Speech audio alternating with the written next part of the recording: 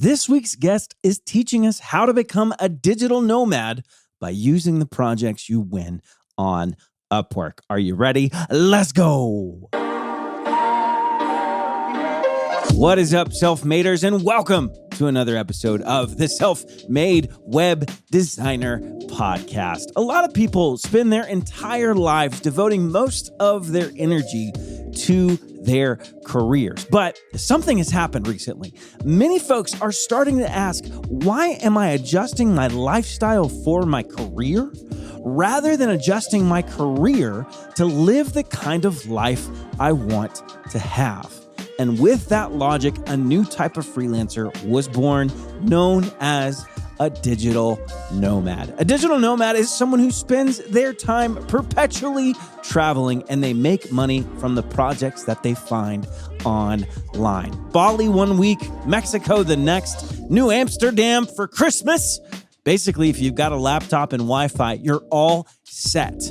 And Robert O'Kruk is talking all about his journey in becoming a digital nomad and how Upwork was a huge part of that journey. And the best part is he's going to teach you how you can do the same. Before we dive in, I want to tell you about a free course that I've got and over 2,000 people and climbing have been through. And it's called the Web Designer Starter Kit course. In it, I talk about how I went from knowing absolutely nothing about development and barely anything about design to doubling my income with a freelance web design side hustle. So go to selfmadewebdesigner.com and sign up for this 4-video course that shows up right in your inbox so you can start a successful side hustle as a freelance web designer or maybe even a full-time career. All right, are you ready to learn from Robert about how to become a successful digital nomad from the projects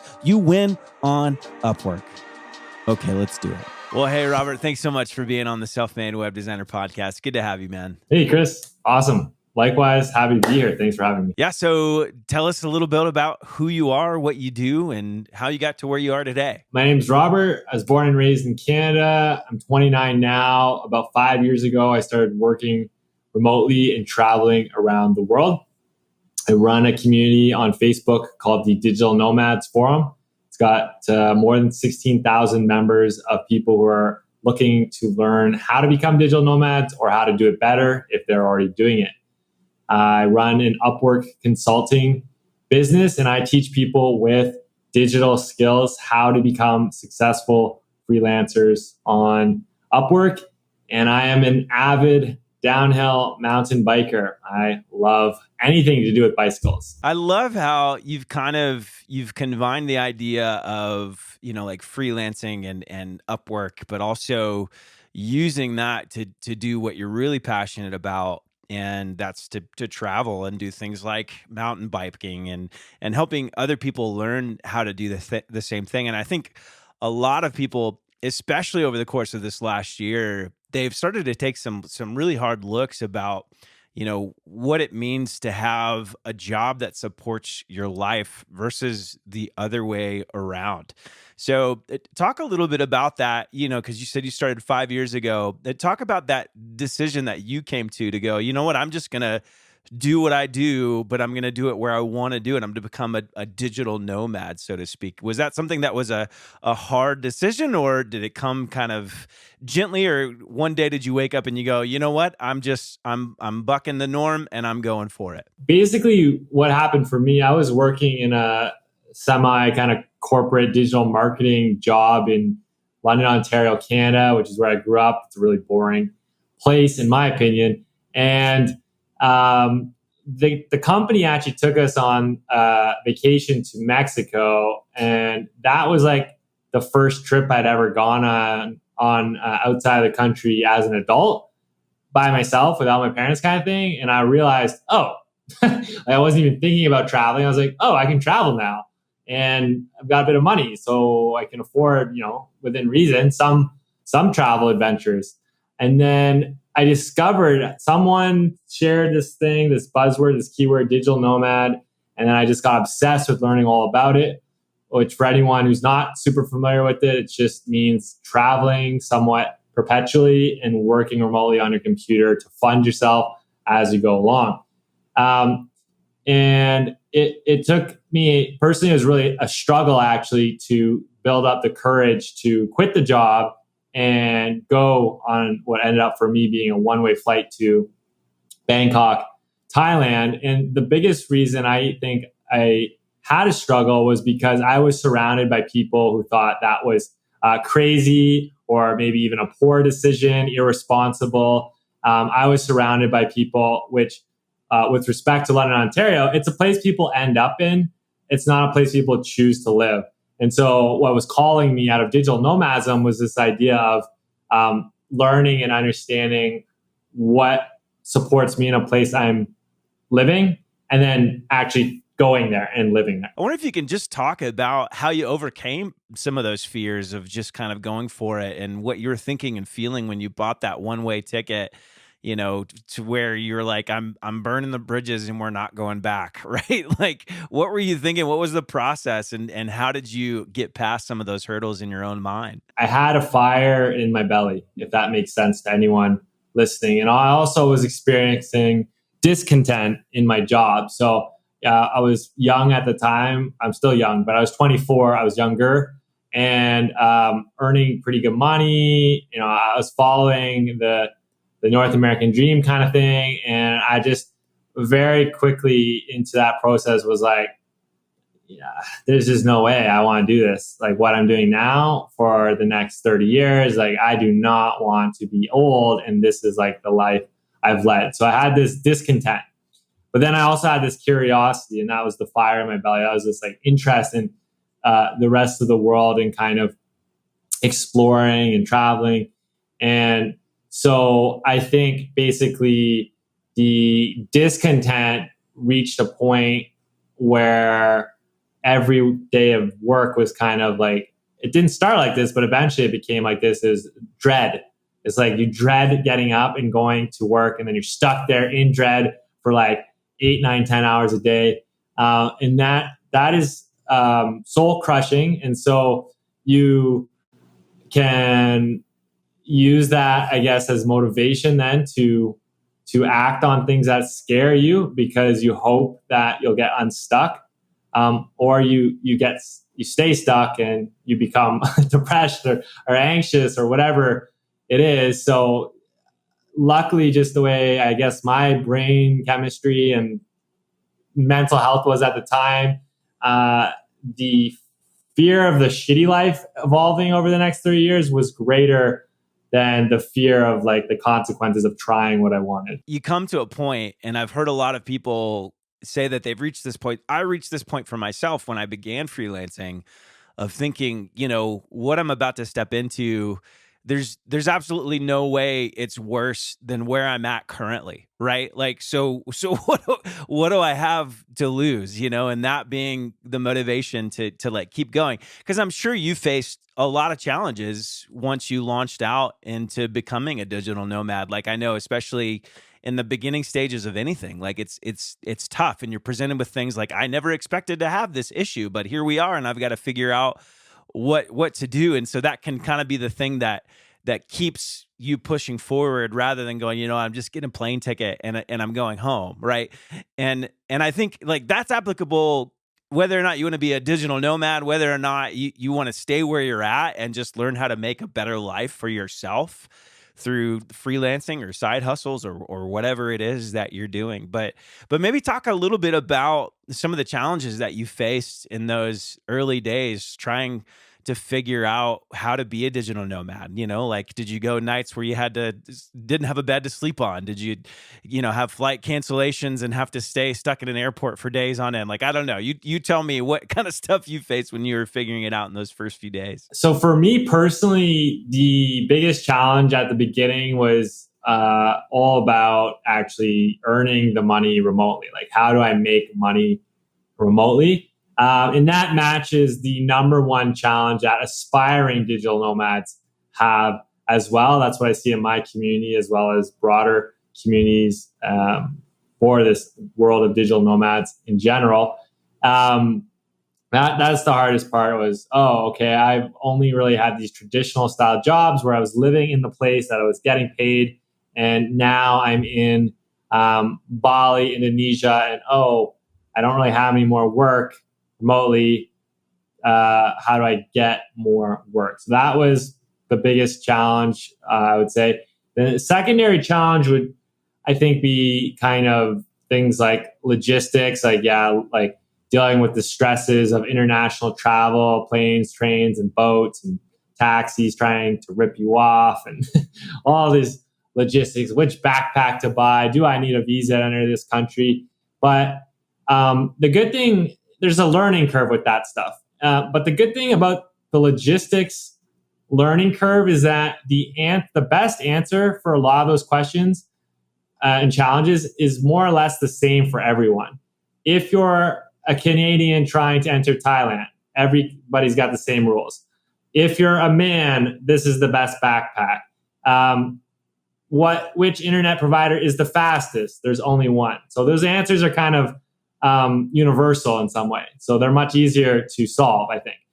The first part, though, is not universal, and that is, how do I earn money remotely? Every person is so unique and different with different strengths and weaknesses, skills or lack of skills. And so there is no one size fits all answer. And we see that in what people do to earn their living. There's so many different ways people do it.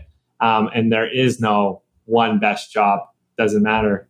There's no one best option. I know that Upwork has been a huge part of your journey, and you're now helping people to learn kind of how to master the Upwork system for themselves. So where did that come into play in your own working environment and your own, freelance stuff that you were doing? And what did that look like? Was it really tough for you to get started on Upwork? And then how long did it take for you to get going? Anything you want to share around that would be awesome. So I was in Bali in Indonesia, and I had so far been surviving on clients I had known locally where I grew up, who didn't really care where the work was done. So I was able to do some of that remotely as I started traveling.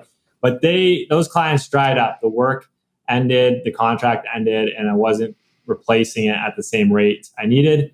So I was basically in Bali, and I was like, okay, well, I'm just kind of burning through savings now. I do need to find a way to bring the money in, or I got to go home, basically. And I don't want to go home. And so I found Upwork and noticed, hey, there's all these people doing the same thing that I know how to do, which at the time was digital advertising. And they're doing the level they're doing it at. Oh, wow, they're getting paid a lot more than me, but I can do it at that same level. And so I just spent a lot of time understanding what are the people who are successful on Upwork doing differently than the people who are not. Because one of the things that intrigued me about it was there was so many people saying that it sucks, it doesn't work. But interestingly, the results are public. So you can go look at any freelancer and see how much they're making, even like quite accurately too. And so I could see with my own eyes, that's not the case.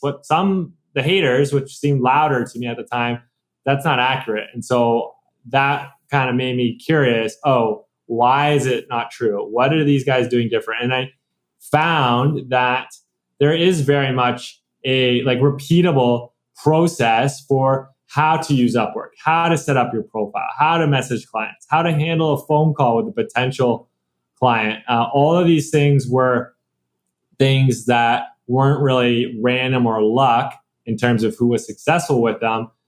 They were much more related to skill and strategy. And skill and strategy were things you could learn and affect and change and control. Whereas, of course, luck is luck. So what were some of those repeatable things that you saw some of the more successful Upwork freelancers put into practice? So to start, because I break success in Upwork into four pillars. The first pillar is profile optimization. So it's how you create your profile, how you present yourself. And at the simplest, quick answer I can give right now, it is based on competitor research. So don't create your profile until you have thoroughly reviewed 20 to 30 people doing what you want to be doing who are getting paid what you want to be earning or more, who have success on Upwork. And again, they're doing the same kind of work. So look at people doing what you want to be doing on Upwork. Look at 20 to 30 profiles, take what you learn from those profiles and put effort, real effort into building your profile based on that. That is the super quick and dirty answer on how to do a profile. So that's your first pillar for success. Second pillar is learn how to automate notifications for ideal jobs. Define what a good job looks like for you and use tools like mine, Leapfrog Leads, or others. There's some other ones you can learn about. And these will enable you to make it so when jobs on Upwork that match the criteria that is ideal for you pop up, you can be instantly notified, apply first or close to first, and you can just save a lot of time looking for them. So that's the second pillar. Automate notifications for ideal jobs. Third pillar is about proposals. So that is the message you send to connect with the client. It comes down to read what they said they need help with and write a custom tailored, thoughtful response. Do not put a copy paste template. At its core, success with proposals comes to learning how to write a thoughtful response, and with some effort and the right training as well in a time efficient way. How fast is fast? I don't know. Some people might eventually wonder this.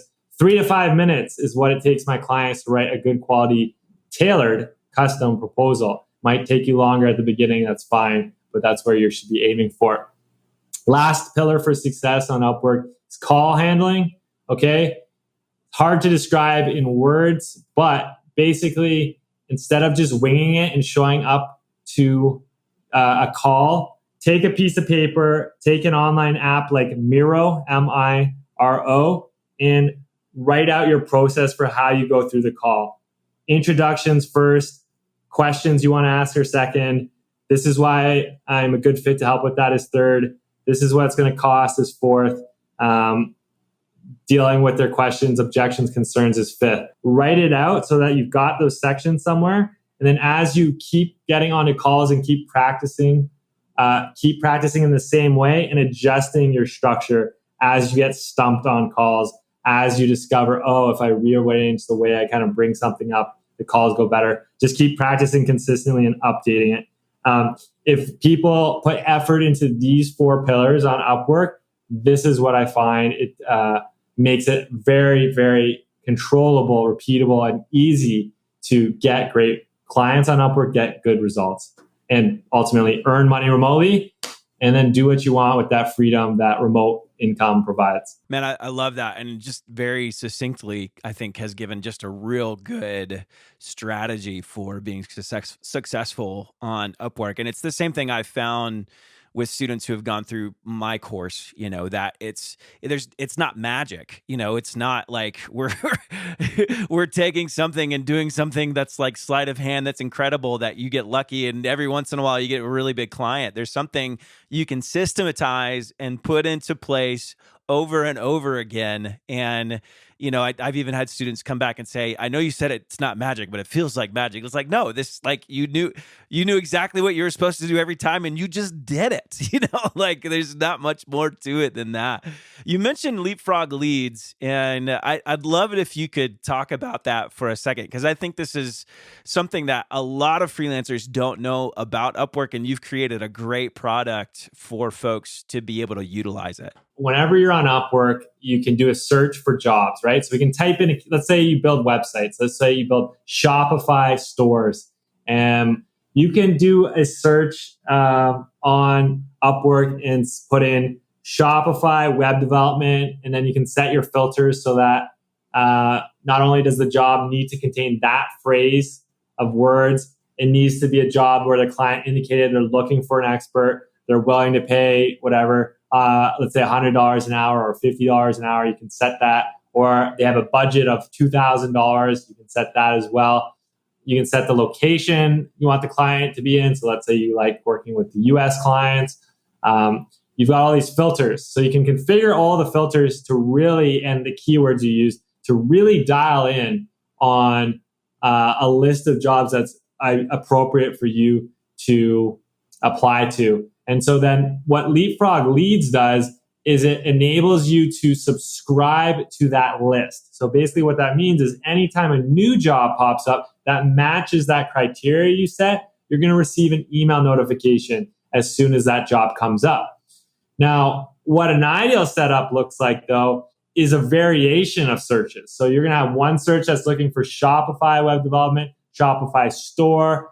Let's say you have personal interests. This is my favorite way to use it. Let's say, like me, you love mountain biking, yoga, vegan food, whatever the hell you care about and you're passionate about. Okay, change up your words to be web development, yoga, web development, vegan, web development, mountain biking, and you'll be notified about jobs that match your interest. So you can do your interest, or you can do like things like professional criteria. So like when it's super technical, and anytime they mention that phrase, you're like, oh, that's what I do. And so you can have this collection of types of jobs basically that you're subscribed to, and together what you get is this place in your inbox that you can very quickly sift through, faster than you can sift through on Upwork, to hone in on jobs that are appropriate for you to apply to, and then ultimately apply to them. So you save a ton of time, and it makes it so much more likely that you're the first person to apply. And the first person to apply on Upwork, or closer to first, will have a better response rate consistently. So there is a free version of the app. There's a $30 plan. Whatever version you're on, though, pays for itself 100 times over when you use it properly.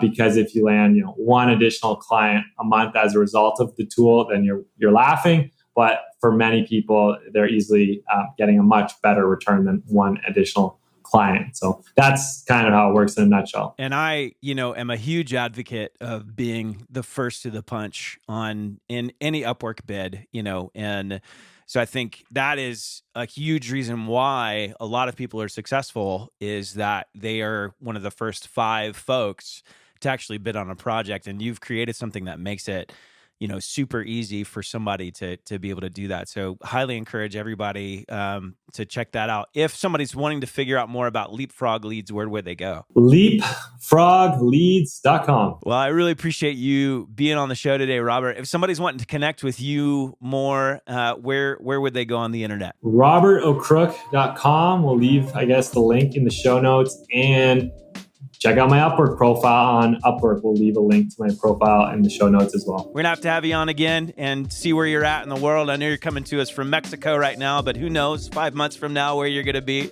So it'll be an adventure, and we'll just do it again. I don't know either, but thanks for having me, Chris. The main thing that I love about Robert's story is that he didn't settle.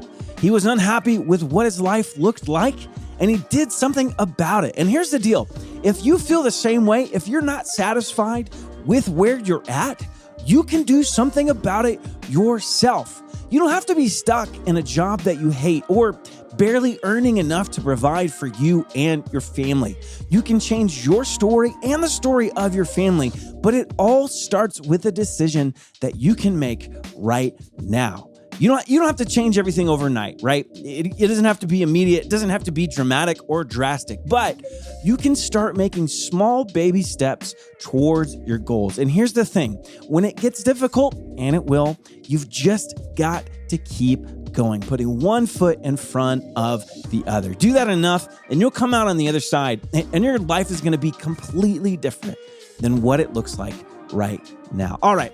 I hope you have enjoyed this episode with Robert. Make sure to visit leapfrogleads.com, and don't forget to subscribe to this podcast, the Self-Made Web Designer Podcast, so you don't miss episodes like this and many others from awesome guests that we get here every week. Until next week, when another episode drops at midnight, make sure you keep going for it. And don't forget, if you don't quit, you win.